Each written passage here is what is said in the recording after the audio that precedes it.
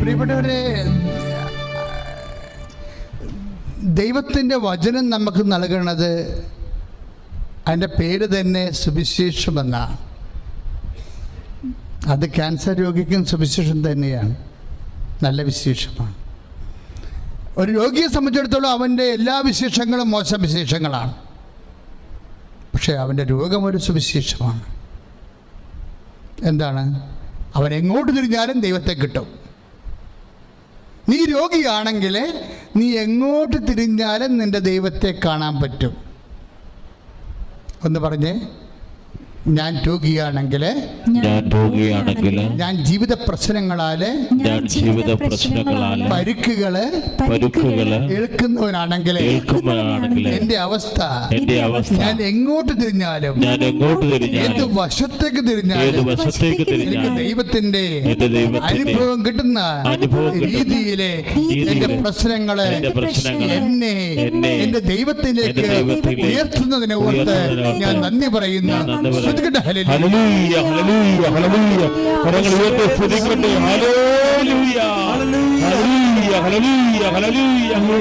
ജീവനായി തീരുന്ന സ്നേഹമേ, ആരാധന നിനക്കാരാധന. എന്റെ ജീവനായി തീരുന്ന സ്നേഹമേ,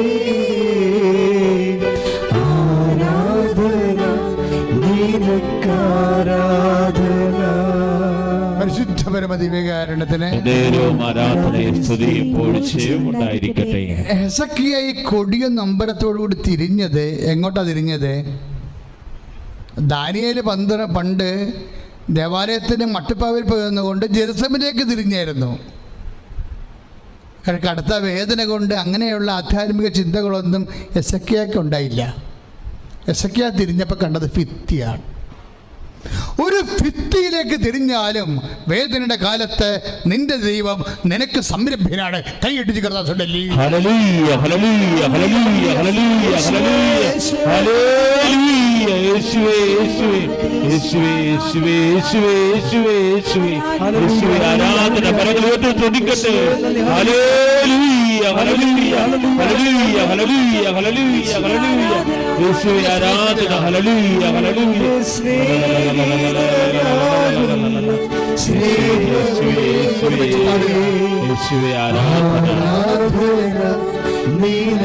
ആരാധന എന്റെ സ്നേഹിതനാകും സ്നേഹമേ, ആരാധന നിനക്കാരാധന. യെശയ്യാ 38:2 ഹെസക്കിയ ചുമരിൻ്റെ നേരെ തിരിഞ്ഞ് കർത്താവിനോട് പ്രാർത്ഥിച്ചു. ഇതാണ് അവസ്ഥ. നീ ഒരു സങ്കടക്കാരിയാണെങ്കിൽ, നിന്റെ ഹൃദയം തകർന്നിരിക്കണമെങ്കിൽ നീ എങ്ങോട്ട് തിരിഞ്ഞാലും നിന്റെ ദൈവം നിനക്ക് സംരംഭമാണ്. കൈയടിച്ച് കിടന്ന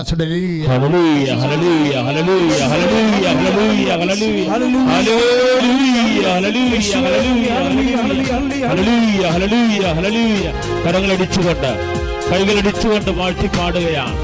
നിന്റെ സങ്കടങ്ങൾ എന്താണെങ്കിലും നിന്റെ പ്രാർത്ഥനകൾ ദൈവം കേൾക്കും. ഇപ്പോൾ ഈ ശുശ്രൂഷ കണ്ട് പ്രാർത്ഥിക്കുന്നവര്, നിയോഗങ്ങൾ ടൈപ്പ് ചെയ്യുന്നവരുടെ പ്രാർത്ഥനകളുടെ മേൽ ദിവ്യകാരുണ്യത്തിന്റെ അഭിഷേകം നിറയുകയാണ്.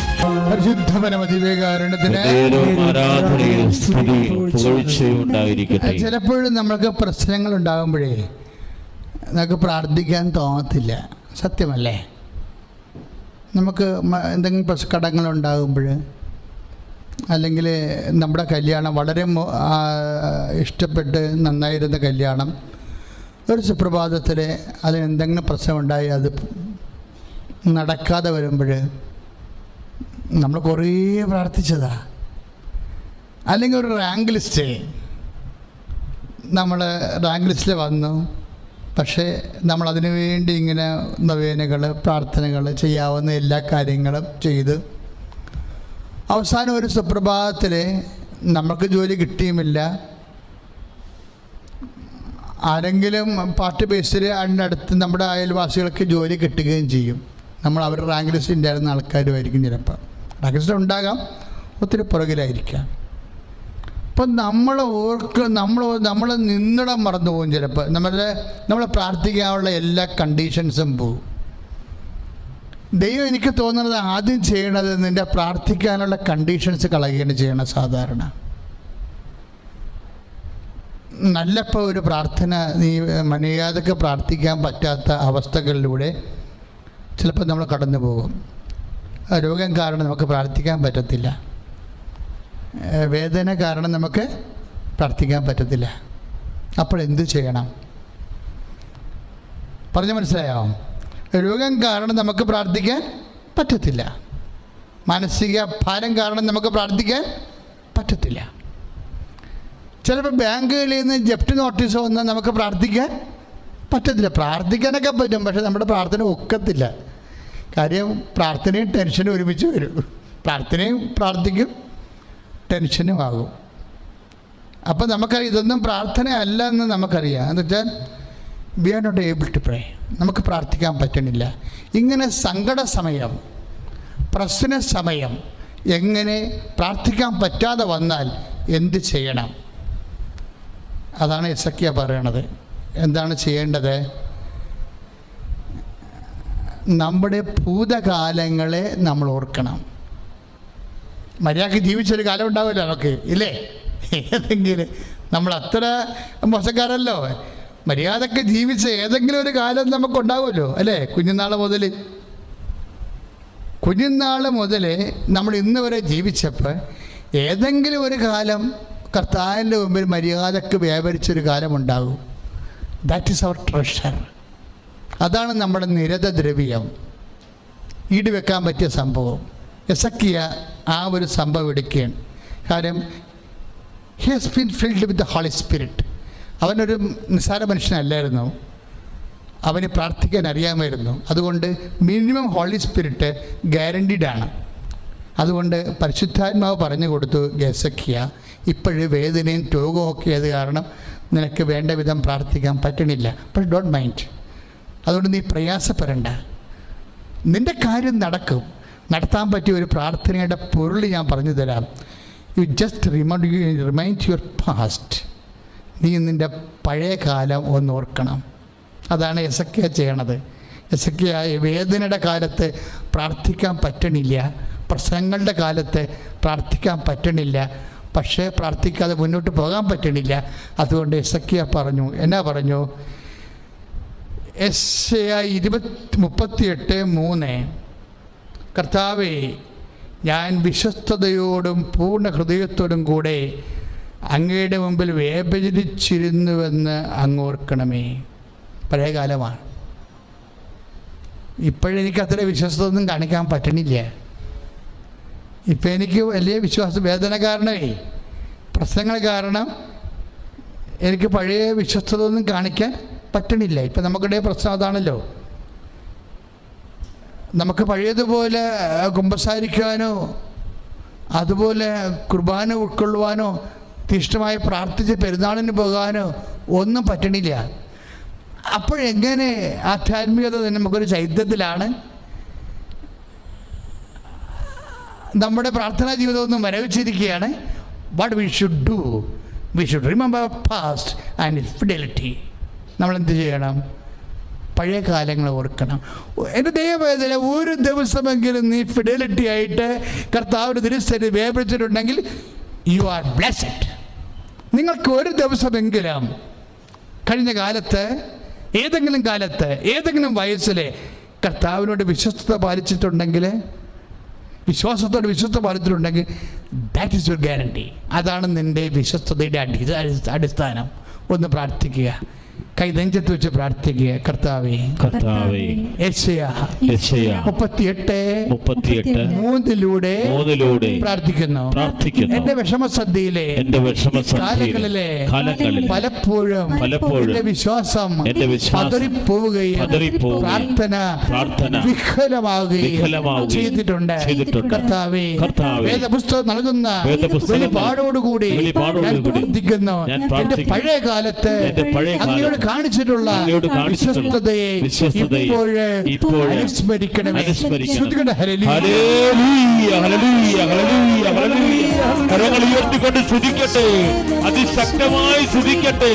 കർത്താവായ ദൈവമേ, പഴയ കാലങ്ങൾ ഓർക്കാൻ, വിശുദ്ധിയോടെ പ്രാർത്ഥിക്കാൻ, ദൈവസ്നേഹത്തോടെ പ്രാർത്ഥിക്കാൻ, ഉടമ്പടിയിൽ വിശ്വസ്ത പുലർത്താൻ പരിശുദ്ധാത്മാവിനാൽ ഞങ്ങളെ ശക്തിപ്പെടുത്തണമേ.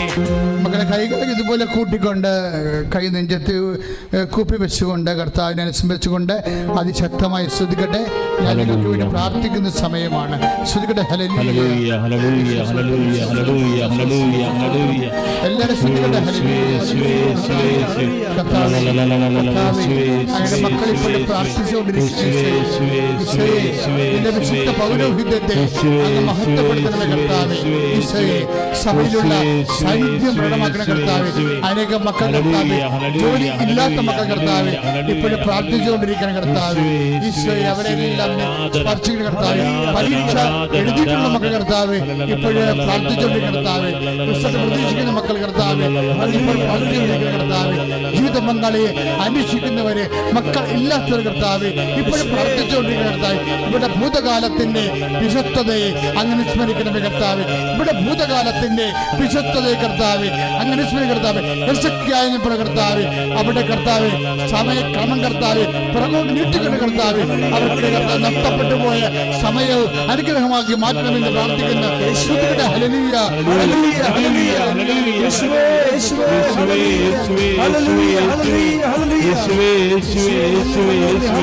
പരിശുദ്ധ പരമദിവ്യകാരുണ്യത്തിന്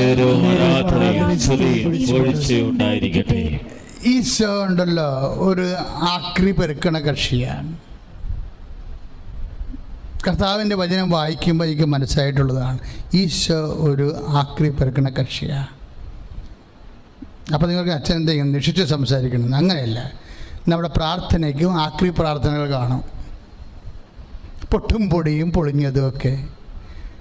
ആരെങ്കിലും ആക്രി കച്ചവടക്കാർ വരുമ്പോൾ നമ്മൾ ഓർക്കും, എന്തെങ്കിലും ഓർക്കും, മുറ്റത്തുള്ള സംഭവങ്ങളെല്ലാം പെറുക്കി പെറുക്കി കൊടുക്കും. കാര്യം അല്ലെങ്കിൽ നമ്മൾ തന്നെ ചോദിച്ചുകൊണ്ട് പോയി എവിടെയെങ്കിലും കളയണമല്ലോ എന്ന് ഓർത്തുകൊണ്ട് പ്ലാസ്റ്റിക് കുപ്പികൾ, പൊട്ടിയ കുപ്പികൾ, ചിലപ്പോൾ ഇരുമ്പ് കഷ്ണങ്ങൾ, ഇങ്ങനെ ആക്രി സാധനങ്ങളെല്ലാം കൊടുക്കും. നമ്മുടെ പ്രാർത്ഥനയ്ക്ക് ഇതുപോലെ ആക്രി പ്രാർത്ഥനകളുണ്ട്. ആക്രി പ്രാർത്ഥന എന്ന് പറഞ്ഞാൽ എന്താണ്? ഇതുപോലെ വേദനയും രോഗമൊക്കെ ഇരിക്കുമ്പോൾ ആരെങ്കിലും നമുക്കിട്ട് പാര വെക്കുകയാണെങ്കിൽ, സൂചി വെക്കണമെങ്കിലൊക്കെ ചെയ്യുമ്പോഴൊക്കെ അവനിട്ടും ഒരു പണി എപ്പോഴെങ്കിലും ഒതുക്കി എൻ്റെ കൈ കിട്ടും എന്നൊക്കെ പറയല്ലേ. എപ്പോഴെങ്കിലും എന്നെ പാര വെച്ചവർ, സൂചി വെച്ചവർ എപ്പോഴായാലും ഒതുക്കി എൻ്റെ കയ്യിൽ കിട്ടും, അന്ന് ഞാൻ അവർക്കിട്ട് കൃത്യമായിട്ട് ശാസ്ത്രീയമായിട്ട് പണിതിരിക്കും എന്ന് വെഞ്ചൻസ്, വൈരാഗ്യം ഉള്ളിൽ കൊണ്ടുപോകുമ്പോഴും നമ്മൾ സ്വർഗസ്ഥനായ പിതാവേ എന്നുള്ള പ്രാർത്ഥന ചെല്ലും. എന്താണ്? ഞങ്ങളോട് ക്ഷമിക്കുന്ന പോലെ ഞങ്ങൾ ക്ഷമിക്കുന്ന പോലെ ഞങ്ങളോടും ക്ഷമിക്കണമേ. അത് ആക്രി പ്രാർത്ഥനയാണ്. പൊട്ടിപ്പോയി ആ പ്രാർത്ഥന. ആ പ്രാർത്ഥനയുടെ ഭവ്യത പൊട്ടി, പരിശുദ്ധി പൊട്ടിപ്പോയി, ഇല്ലേ? ആ ഘട്ടത്തിൽ നമ്മൾ ക്ഷമിച്ചിട്ടില്ലല്ലോ. നമ്മൾ ക്ഷമിച്ചിട്ടില്ല, സ്റ്റിൽ വി ആർ പ്രേയിങ്. എന്താണ്? ഞങ്ങൾ ക്ഷമിക്കുന്ന പോലെ ഞങ്ങളോട് ക്ഷമിക്കണമേ. അപ്പോൾ കർത്താവ് പറയും, നിങ്ങൾ ക്ഷമിച്ചിട്ടില്ലല്ലോ. ഈ പ്രാർത്ഥന ഡാമേജ് പ്രെയറാണ്. അത് പൊട്ടിപ്പോയ പ്രാർത്ഥനയാണ്, വക്ക് പൊട്ടിയ പ്രാർത്ഥന, അല്ലെങ്കിൽ വട്ടം പൊട്ടിപ്പോയ പ്രാർത്ഥന. അപ്പം ഇങ്ങനെ പോയ ഡാമേജ് പ്രാർത്ഥനകളെല്ലാം ആക്രി പ്രാർത്ഥനകളാണ്. അപ്പോൾ ആക്രി പ്രാർത്ഥനകളും കർത്താവ് എടുക്കും. അപ്പം നിങ്ങൾ കുർബാന സ്വീകരിക്കരുത്, പക്ഷേ you can pray. What is your mood? പക്ഷേ യു ക്യാൻ പ്രേ. ഇപ്പം നിങ്ങൾ ചില ആൾക്കാർ ഭയങ്കര ലൈംഗിക സമ്മർദ്ദം കൊണ്ടൊക്കെ ചിലപ്പോൾ സ്വയംഭോഗം ചെയ്തു പോകും. ഞാനതിനെ നീതീകരിക്കുകയല്ല. ചില 5% മനുഷ്യരെങ്കിലും അങ്ങനെ വികാരത്തിന് അടിപ്പെട്ടുകൊണ്ട് അവിശുദ്ധി കീപ്പ് ചെയ്യുന്ന അവസ്ഥ വരും. അപ്പം നിങ്ങൾക്ക് ഉടനെ ഭയങ്കര സങ്കടം വരും. എന്താണ്? അയ്യോ ദൈവമേ, ഞാൻ ഇങ്ങനെ കയ്യിൽ നിന്ന് അകപ്പെട്ടു പോയല്ലോ, ഇനി എനിക്ക് എന്നെ പ്രാർത്ഥിക്കാൻ പറ്റത്തില്ലല്ലോ എന്ന് പിശാച് നമ്മളോട് പറഞ്ഞുകൊണ്ടിരിക്കും. പിശാച് നമ്മളോട് പറയും, നീ അശുദ്ധയുള്ള ആളാണ്, നീ എന്തിനാണ് ഇതൊക്കെ ചെയ്തിട്ട് പിന്നെ പ്രാർത്ഥിക്കാൻ പോണത്? അതുകൊണ്ട് ഉടനെ നീ എന്ത് ചെയ്യും? പള്ളിപ്പൊക്ക് മുടക്കും, കുർബാന മുടക്കും. അതിന് നിൻ്റെ കാരണങ്ങളുണ്ട്, നിനക്ക് കാരണങ്ങളുണ്ടാകാം. പക്ഷേ കർത്താവ് എന്താ പറഞ്ഞു വെച്ച് കഴിഞ്ഞാൽ, നീ ഏത് അവസ്ഥയിലാണ് ഇരിക്കണമെങ്കിലും നീ പ്രാർത്ഥന മുടക്കരുത്. നിൻ്റെ ഏത് ഡാമേജ് പ്രയർ ആണെങ്കിൽ ഐ വിൽ ടേക്ക് ഇറ്റ്. നീ വൈരാഗ്യം കൊണ്ട് പ്രാർത്ഥിക്കാം, ചിലപ്പോൾ നീ അവിശുദ്ധമായിട്ട് പ്രാർത്ഥിക്കാം, ചിലപ്പോൾ ഒരു പ്രത്യേക അവസ്ഥയിൽ സമ്മർദ്ദത്തിൽ ഒരു അബോർഷൻ സംഭവിച്ചു പോയി. ഉടനെ നീ നിൻ്റെ പ്രാർത്ഥനയെ അബോർട്ട് ചെയ്യരുത്. ഞാൻ അബോർഷനെ നീതീകരിക്കുകയല്ല. പക്ഷേ അങ്ങനെ ഒരു സാഹചര്യത്തിൽ ഒരു വിശ്വാസി വന്നാലും still there is hope in Jesus. കൈയടിച്ച് കർത്താവ് സ്തുതിക്കട്ടെ. ഹല്ലേലൂയ ഹല്ലേലൂയ ഹല്ലേലൂയ ഹല്ലേലൂയ. കരങ്ങൾ ഉയർത്തിക്കൊണ്ട് സ്തുതിക്കട്ടെ. കരങ്ങൾ ഉയർത്തി ഹല്ലേലൂയ ഹല്ലേലൂയ ഹല്ലേലൂയ. പരിശുദ്ധ പരമദിവ്യകാരുണ്യത്തിന് ആരാധനയും സ്തുതിയും പുകഴ്ചയും ഉണ്ടായിരിക്കട്ടെ. പരിശുദ്ധ പരമദിവ്യകാരുണ്യത്തിന് ആരാധനയും സ്തുതിയും പുകഴ്ചയും ഉണ്ടായിരിക്കട്ടെ. അപ്പോൾ വാട്ട് ഇസ് മൈ പോയിന്റ്? എന്താണ് അച്ഛൻ ഉദ്ദേശിക്കുന്നത്? നീ ഏത് അവസ്ഥയിലായാലും കുറ്റബോധത്തിലാകാൻ ചിലപ്പോൾ മനസ്സ് ഭാരത്തോടെ ഇരിക്കുകയായിരിക്കാം. കുടുംബത്തിൽ ഭയങ്കര കലഹമുണ്ടായി, അടിപിടി തന്നെ ഉണ്ടായി എന്ന് വിചാരിച്ചോ. അന്ന് രാത്രി അത്താഴം വെച്ചിട്ടുമില്ല, വെച്ചാൽ നീ കഴിച്ചിട്ടുമില്ല എന്ന് വിചാരിച്ചോ. രാവിലെ എഴുന്നേൽക്കുമ്പോൾ ഞായറാഴ്ചയാണ്, അപ്പം നീ പള്ളി വരുന്നില്ലേ, അപ്പം നിൻ്റെ മോഹം കണ്ടാൽ അറിയാൻ പറ്റും നീ അന്ന് പള്ളിയിൽ പോണില്ലെന്ന്. ദൈവപൈതലേ, നീ ദൈവപൈതലാണ്. കാരണം നിന്നെ കാത്തൊരാളിരിപ്പുണ്ട്. ആരെല്ലാം നിന്നെ കാത്തിരുന്നില്ലെങ്കിലും അക്കാലം ആ ദിവസം പ്രത്യേകിച്ച് ദൈവം നിന്നെ കാത്തിരിക്കുന്ന ദിവസമാണെന്നാണ് പരിശുദ്ധാത്മ പറയുന്നത്. കൈയിടിച്ച് കർത്താൻ സുടരി.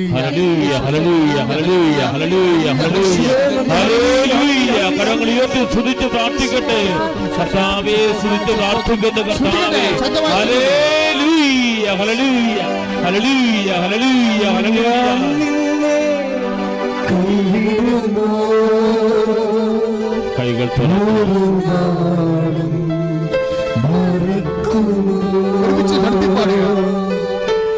ഞാൻ നിന്നെ കൈവിടുമോ,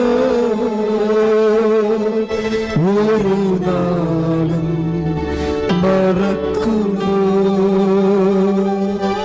ആരു മറന്നാലും മറക്കാത്തവൻ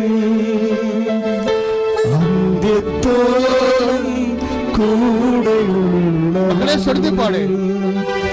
ആരു മറന്നാലും മറക്കാത്തവൻ അന്ത്യത്തോളം കൂടെയുള്ളവൻ. ഞാൻ നിന്നെ കൈവിടുമോ, ഒരു നാളും മറക്കുമോ. ഞാൻ നിന്നെ കൈവിടുമോ, ഒരു നാളും മറക്കുമോ. ആവർത്തിച്ച് പാടുക. ഞാൻ നിന്നെ കൈവിടുമോ, ഒരു നാളും മറക്കുമോ. പരിശുദ്ധ പരമദിവ്യകാരുണ്യത്തിന് ആരാധനയും സ്തുതിയും പുകഴ്ചയും ഉണ്ടായിരിക്കട്ടെ. പ്രിയപ്പെട്ടവരെ, ഒരു നാളും മറക്കത്തില്ല നിന്റെ നാളുകൾ, നിന്റെ ദിവസങ്ങൾ. ഒരു പക്ഷേ ഭാരപ്പെട്ട ദിവസങ്ങളാകാം, അയോഗ്യമായ ദിവസങ്ങളാകാം, അശുദ്ധമായ ദിവസങ്ങളാകാം. ഈ ദിവസങ്ങളിലുമെല്ലാം കർത്താവിൻ്റെ മുമ്പിൽ വരാൻ നിന്നെ കർത്താവ് കാത്തിരിക്കുന്നു. അതുകൊണ്ട് അങ്ങനെ പറയുന്ന ഒരു വചനമുണ്ട്. എന്താണ്? നിരന്തരം പ്രാർത്ഥിക്കേണ്ടതിൻ്റെ ആവശ്യത വ്യക്തമാക്കാൻ അവൻ അവരോടൊരു ഉപമ പറഞ്ഞു. Praise the Lord. Hallelujah hallelujah. ഏറ്റു പറഞ്ഞേ, നിരന്തരം പ്രാർത്ഥിക്കേണ്ടതിന്റെ ആവശ്യകത വ്യക്തമാക്കാൻ അവൻ അവരോട് ഒരു ഉപമ പറഞ്ഞു. ദൈവത്തെ ഭയപ്പെടാത്ത, മനുഷ്യനെ മാനിക്കാത്ത ഒരു ന്യായാധിപനുണ്ടായിരുന്നു. ദിവസം ഒരു സാധുവിധവ അവനോട് വന്ന്, യജമാനനെ എനിക്ക് നീതി നടത്തി തരണമെന്ന് അപേക്ഷിച്ചു. ഞാൻ ദൈവത്തെ ഭയപ്പെടുന്നില്ല, മനുഷ്യനെ മാനിക്കുന്നില്ല, എങ്കിലും ഈ സാധുവിധവ എന്നെ ശല്യപ്പെടുത്തിക്കൊണ്ടിരിക്കുന്നത് കൊണ്ട് ഞാൻ അവർക്ക് നീതി നടത്തി കൊടുക്കും. അങ്ങനെയെങ്കിൽ ഇഫ് സോ, തന്നോട് യാചിക്കുന്നവർക്ക് രാവും പകലും തന്നോട് യാചിക്കുന്നവർക്ക് ദൈവം എത്ര അധികമായി നീതി നടത്തി കൊടുക്കാതിരിക്കില്ല. അപ്പം നിന്റെ രാവുകൾ ഒരുപക്ഷെ അശുദ്ധമാകാം, നിന്റെ പകലുകൾ ഒരുപക്ഷെ സംഭ്രമമാകാം. സംഭ്രമമാകുന്ന പകലുകൾ നിനക്ക് അവകാശമാകുമ്പോൾ, അശുദ്ധമായ രാവുകൾ നിനക്ക് ഓഹരിയാകുമ്പോൾ, dear Lord child, the God is waiting for you. ദൈവ പൈതലെ, കർത്താവ് നിന്നെ കാത്തിരിക്കുന്നുവെന്നാണ് വിശുദ്ധ ലൂക്കായുടെ സുവിശേഷം 18:1 പറയുന്നത്. എന്താണ്? നിരന്തരം പ്രാർത്ഥിക്കേണ്ടതിൻ്റെ ആവശ്യകത. ഏത് അവസ്ഥയിലും പ്രാർത്ഥിക്കേണ്ട അവസ്ഥ. നിന്റെ പ്രാർത്ഥന നേരത്തെ പറഞ്ഞ പോലെ ആക്രി പ്രാർത്ഥനയാണെങ്കിലും ഡാമേജ് പ്രെയർ ആണെങ്കിലും യു മസ്റ്റ് പ്രേ. കാരണം നിന്നെ ക്ഷമിക്കുന്ന ദൈവം, നിനക്ക് വേണ്ടി ക്രൂശിക്കപ്പെട്ട ദൈവം, നിനക്ക് വേണ്ടി മുൾക്കടം ചൂടിയ ദൈവം, നിനക്ക് വേണ്ടി തിരുവള്ളം മുറിവേറ്റ ദൈവം, നിനക്ക് വേണ്ടി കരചരണങ്ങളിൽ ആണിപ്പഴുതേറ്റ ദൈവം, നിനക്ക് വേണ്ടി ഉയർത്തേണ്ട ദൈവം നിനക്ക് വേണ്ടി കാത്തിരിക്കുന്നു. കൈ അടിച്ചു കയറുന്ന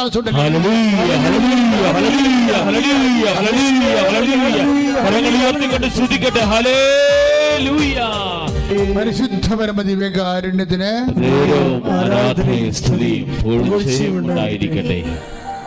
മക്കളെ, സിസ്റ്റം എപ്പോഴും ചേഞ്ച് ചെയ്തുകൊണ്ടിരിക്കും. We are living in a changed situation, അല്ലെങ്കിൽ ചേഞ്ചബിൾ ആയിട്ടുള്ള സിറ്റുവേഷനിലാണ്. ചേഞ്ചും സ്പിരിച്വാലിറ്റി ആൻഡ് ദ ചേഞ്ച് പ്രധാനപ്പെട്ട സബ്ജക്റ്റാണത്. എപ്പോഴും സിസ്റ്റം ചേഞ്ച് ചെയ്തുകൊണ്ടിരിക്കും. നമ്മുടെ ഇപ്പോൾ തിരഞ്ഞെടുപ്പ് വരാൻ പോകുന്നു. ചിലപ്പോൾ ഭരണം കണ്ടിന്യൂ ചെയ്യാം, ചില ഭരണം മാറ്റം ഉണ്ടാകാം. വളരെ അപ്പം നമ്മുടെ പൊതുസമൂഹത്തിൻ്റെ ഭരണത്തിൽ വ്യത്യാസം വരുന്നു. ഇത് പക്ഷേ നമ്മളധികം ബാധിക്കത്തില്ല. ആര് ഭരിച്ചാലും നമുക്ക് സമാധാനം ജീവിച്ചാൽ മതി. നമുക്ക് വേറെ അജണ്ടകളൊന്നുമില്ല. മര്യാദക്ക് തൊഴിൽ ചെയ്ത് അവനവൻ ജീവിക്കണ സ്ഥലത്ത് ജീവിച്ചു പോകണം, അത്രയേ ഉള്ളൂ. സമാധാനം ഉണ്ടാകണം, അതാണ് ജനങ്ങൾ ആഗ്രഹിക്കുന്നത്. പക്ഷേ അത് പൊതുസമൂഹത്തെ. പക്ഷേ ഭരണമാറ്റം കുടുംബത്തിലുണ്ടാകും. ഭരണമാറ്റം കുടുംബത്തിലുണ്ടാകും. നമ്മൾ എന്നും കൊന്നും കാണുന്ന പോലെ ആയിരിക്കത്തില്ല. ഒരു കല്യാണം കഴിഞ്ഞാൽ മതി, കുടുംബത്തിലൊരു കല്യാണം കഴിഞ്ഞാൽ മതി, അപ്പം തന്നെ രാസമാറ്റം ഉണ്ടാകും. ഇലമെൻറ്റുകൾ മാറത്തില്ലേ? ഇപ്പം സോഡിയം അത് മണ്ണെണ്ണയിടത്തിട്ടാൽ വലിയ പ്രശ്നമൊന്നുമില്ല. ആ മണ്ണെണ്ണയിടത്ത് പുറത്തേക്ക് വരുമ്പോൾ സോഡിയത്തിൻ്റെ അകത്ത് ഓക്സിജൻ കയറി കഴിഞ്ഞാൽ അപ്പം തന്നെ ഈ സാധനം കത്താൻ തുടങ്ങും. അപ്പോൾ ഒരു എലമെൻറ്റ് എവിടുന്നെങ്കിലും എടുത്ത് മാറ്റിയാൽ, ഒരു ചെറിയ മാറ്റം സംഭവിച്ചാൽ, ഒരു വ്യക്തി ഇവിടുന്ന് പോയി, കല്യാണം കഴിച്ച വ്യക്തി അവിടുന്ന് ഒരു എലമെൻ്റ് അവിടുന്ന് പോയി, ഒരു തന്മാത്ര അവിടുന്ന് പോയി, അപ്പോൾ വേറെ ഒരു തന്മാത്ര വന്ന് കയറി. മകൻ കല്യാണം കഴിച്ച് പുതിയ തന്മാത്ര വന്ന് കയറി. അപ്പോൾ കുടുംബത്തിൽ കൊളിഷനുണ്ട്. ആറ്റം ഫ്യൂഷൻ വരെ ഉണ്ടാകും. ചിലപ്പോൾ പൊട്ടിത്തെറിക്കും. ഒരു തന്മാത്ര ഈ കുടുംബത്തിൽ നിന്ന് നഷ്ടപ്പെടുകയും ഇവിടുന്ന് പുറത്തു പോവുകയും വേറൊരു തന്മാത്ര വന്ന് ആ കുടുംബത്തിൻ്റെ എലമെൻറ്റിലേക്ക് കയറുകയും ചെയ്യുമ്പോൾ സ്വാഭാവികമായിട്ടും അത് സെറ്റാകാൻ കുറച്ച് സമയമെടുക്കും. ഇത് ലോകത്തിൽ മാത്രമല്ല, നമ്മുടെ കുടുംബത്തിൽ സംഭവിക്കും. ഇങ്ങനെ രൂപഭാവങ്ങൾ രൂപം മാറും. ചിലപ്പോൾ കുടുംബത്തിൻ്റെ രൂപങ്ങൾ മാറും. ചിലപ്പോൾ പണ്ട് കാൽഷ്യമായിട്ടിരുന്നത് ചിലപ്പോൾ ഇന്ന് പൊട്ടാസ്യമായിട്ടിരിക്കും. അതാണ് വിഷയം. നേച്ചർ മാറിപ്പോവും. അമ്പിനും ബില്ലിനും അടുക്കാത്തവർ, അർത്ഥതയ്ക്ക് ഉപ്പ് ചേക്കാത്തവർ നമ്മുടെ കുടുംബത്തിൽ വന്നാൽ, ദാനധർമ്മമുള്ള കുടുംബത്തിൽ ജീവിക്കുന്ന വ്യക്തികൾ എന്തു ചെയ്യും? ദാനം ചെയ്യുമ്പോൾ തന്നെ അവർ കരുതി നമ്മുടെ കൈക്ക് പിടിക്കും. കാര്യം എന്താണ്? പണ്ട് നീ കാൽഷ്യമായിരുന്നു, ഇപ്പോൾ പൊട്ടാസ്യമാണ്. തീർന്ന്. കുടുംബത്തിൻ്റെ മൂലങ്ങൾ. ഇതിന് ബൈബിൾ പറയണ പേര്, ബൈബിൾ പല കാര്യം പറയും. ലോകത്തിൻ്റെ രൂപഭാവങ്ങൾ മാറിക്കൊണ്ടിരിക്കും. ലോകത്തിന്. അപ്പോൾ നമുക്ക് പറഞ്ഞാൽ കുഴപ്പമില്ല, അമേരിക്കയോ റഷ്യയോ ഒക്കെ മാറിയാൽ നമുക്കെന്നാ? അങ്ങനെയല്ല. നിൻ്റെ കുടുംബം മാറിക്കൊണ്ടിരിക്കുന്നതാണ് ഈ പറയണത്. 1 Corinthians 7:31 കൊറിന്ത്യർ സഭയുടെ ലേഖനത്തിൽ 1 Corinthians 7:31 എന്താണ്? നിൻ്റെ കുടുംബത്തിൻ്റെ രൂപഭാവങ്ങൾ മാറിക്കൊണ്ടിരിക്കും. പോരെ? നിൻ്റെ കുടുംബത്തിൻ്റെ രൂപഭാവങ്ങൾ മാറിക്കൊണ്ടിരിക്കും. അപ്പം നിങ്ങൾ ഒരിക്കലും ധരിക്കണം നിങ്ങൾ അപ്പനും അമ്മയും അമ്മ പെറ്റ 2 മക്കളും ഒക്കെ ആയിട്ട് സമാധാനത്തിൽ ജീവിക്കുകയൊക്കെ ആയിരിക്കാം. പെട്ടെന്നാണ് അവിടെ ഒരു കല്യാണം കഴിച്ച് പുതിയ ആൾ മകൻ കല്യാണം കഴിച്ചു. അപ്പോഴവന് തോന്നി, അവൾക്ക് കല്യാണം കെട്ടിക്കൊണ്ട് വന്ന അവൾക്ക് തോന്നി, ചില സ്ത്രീകൾക്ക് പ്രത്യേക മൈൻഡാണ്, അവരെ തന്നെ സ്നേഹിക്കണം, വേറെ ആരെ സ്നേഹിക്കരുത്. സ്വന്തം ഭർത്താവ് പെങ്ങളുടെ കൊച്ചിനെ പോലും എടുക്കാൻ അനുവദിക്കാത്ത ഭാര്യമാർ കുടുംബത്തിലുണ്ട്. സ്വന്തം ഭർത്താവാണ്, പെങ്ങളുടെ കൊച്ചിനെ പോലും എടുക്കുക. അപ്പോൾ അവിടെ ചോദിക്കും, തനിക്കപ്പോൾ എൻ്റെ കൊച്ചിനെ അയിത്തമായ, ഞാൻ വന്നപ്പോൾ കൊണ്ടുവന്നൊന്നും അല്ലല്ലോ, എനിക്ക് തന്നതല്ലേ, ഇപ്പം എന്നെ കൊണ്ട് തോന്നിയ ദിവസം പറയിപ്പിക്കരുതെന്ന് പറയും. വേണ്ട, രൂപഭാവങ്ങൾ മാറി. അതാണ് 1 കൊറിന്ത്യർ 7:31 പറയണത്. ലോകത്തിൻ്റെ രൂപഭാവങ്ങൾ മാറിക്കൊണ്ടിരിക്കും. അപ്പം നിങ്ങൾ ആരും വിചാരിക്കരുത് ഈ രൂപം തന്നെ ആയിരിക്കും ഇങ്ങനെ ആയിരിക്കുമെന്ന്. ഇല്ല, അത് മാറും. എല്ലാം ഇപ്പം ഈശോ തന്നെ എന്താ പറയണത്? സിസ്റ്റം തന്നെ ചേഞ്ച് ചെയ്യുമെന്നാണ് ഈശോ പറയണത്. ലോകത്തിൻ്റെ കുടുംബത്തിൻ്റെ മാത്രമല്ല, the very system will be coagulation സംഭവിക്കും, മാറിക്കൊണ്ടിരിക്കും. പക്ഷേ അതുകൊണ്ടാണ് ഈശോ പറയണത്, ഇപ്പം നമ്മൾ വിശുദ്ധ മത്തായി ശ്രീകാട് സുവിശേഷമില്ലേ, നമ്മൾ 26-ാം അധ്യായം വായിക്കുമ്പോൾ പാവത്തങ്ങൾ എപ്പോഴും നിങ്ങളുടെ കൂടെ ഉണ്ടായിരിക്കും, ദരിദ്രർ എപ്പോഴും നിങ്ങളുടെ കൂടെ ഉണ്ടായിരിക്കും എന്നതിൻ്റെ അർത്ഥം എന്താണ്? സിസ്റ്റമൊക്കെ മാറാം, വ്യവസ്ഥിതികൾ മാറാം, ഫിഡലിസം വന്നത് പോകാം, ക്യാപിറ്റലിസം വരാം, കമ്മ്യൂണിസം വരാം, BJP ഭരിക്കാം, ആരും ഭരിക്കാം. ഇതിനെക്കുറിച്ച് ഡോണ്ട് ബോദർ അബൌട്ട് ഇറ്റ്. അതായത് ദൈവം ഈ കാര്യത്തിൽ ആര് ഭരിക്കുന്നതിനെക്കുറിച്ച് ദൈവത്തിനൊരു പ്രശ്നമില്ല. ദൈവത്തിന് പ്രശ്നമില്ലാത്തൊക്കെ എന്തിനാണ് വിശ്വസിക്ക് പ്രശ്നമാകണത്? ഇല്ലേ? സിസ്റ്റം സിസ്റ്റം എന്ന് പറയുമ്പോൾ എന്തായിരിക്കും? ഫിസിക്കൽ സിസ്റ്റമായിരിക്കും. ഇപ്പം 26:16 മത്തായിയുടെ സുവിശേഷം, ദരിദ്രർ എപ്പോഴും നിങ്ങളുടെ കൂടെ ഉണ്ടായിരിക്കും എന്ന് പറഞ്ഞതിൻ്റെ അർത്ഥം എന്താണ്?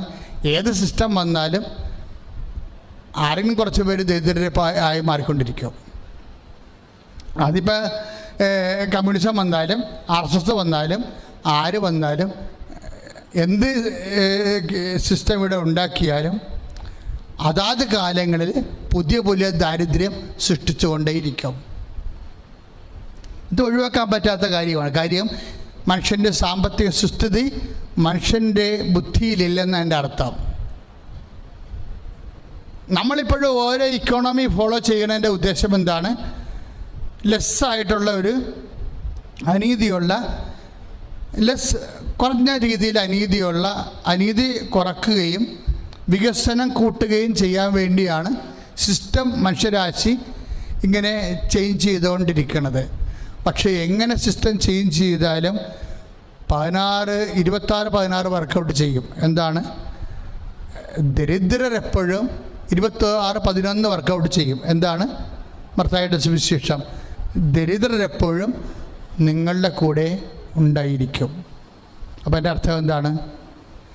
എന്തെല്ലാം വിധത്തിലുള്ള സാഹചര്യങ്ങൾ ചേഞ്ച് ചെയ്താലും ഈ സാഹചര്യം ചേഞ്ച് ചെയ്യുമ്പോൾ പിന്നെ നമ്മുടെ മുമ്പിലുള്ള എന്താണ്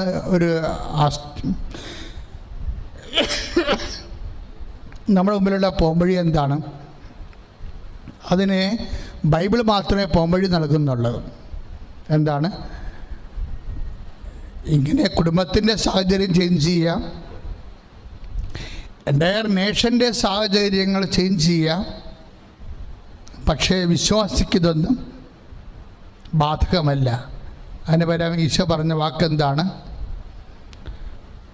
ഏത് സാഹചര്യത്തിലും സംതൃപ്തിയോടെ ജീവിക്കാൻ ഞങ്ങൾക്ക് നല്ല പരിശീലനം ലഭിച്ചിട്ടുണ്ട്. കൈയിടിച്ച് കർത്താവേ, ഹല്ലേലൂയ ഹല്ലേലൂയ ഹല്ലേലൂയ ഹല്ലേലൂയ ഹല്ലേലൂയ. കരങ്ങൾ ഉയർത്തിക്കൊണ്ട് സ്തുതിക്കട്ടെ. ഹല്ലേലൂയ ഹല്ലേലൂയ ഹല്ലേലൂയ. കർത്താവേ, ഞങ്ങളുടെ ജീവിതത്തിലുള്ള ഏത് സാഹചര്യത്തിലും കർത്താവേ, ഏത് പ്രതികൂല സാഹചര്യത്തിലും കർത്താവേ ആശ്രയിച്ച് ജീവിക്കുവാൻ പരിശുദ്ധാത്മാവിന്റെ അഭിഷേകം നൽകണമേ. കൈകൾ വീശി ദൈവക്കാരുടെ യേശുവെ ആരാധിക്കുക. കർത്താവ് നമ്മുടെ കുടുംബങ്ങളെ ആശീർവദിക്കുക. ഏത് സാഹചര്യത്തിൽ ജീവിക്കാനുള്ള ദൈവകൃപ നൽകുകയാണ്. ആത്മാവിന്റെ അഭിഷേകം ചൊരിയുക.